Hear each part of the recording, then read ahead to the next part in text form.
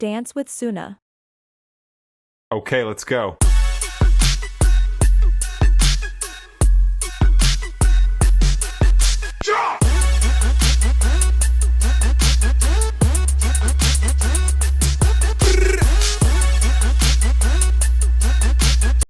Hi. Yummy. Các bạn các bạn ơi, chúng ta cùng ăn dâu tây. Hôm nay mình sẽ ăn dâu tây nha các bạn.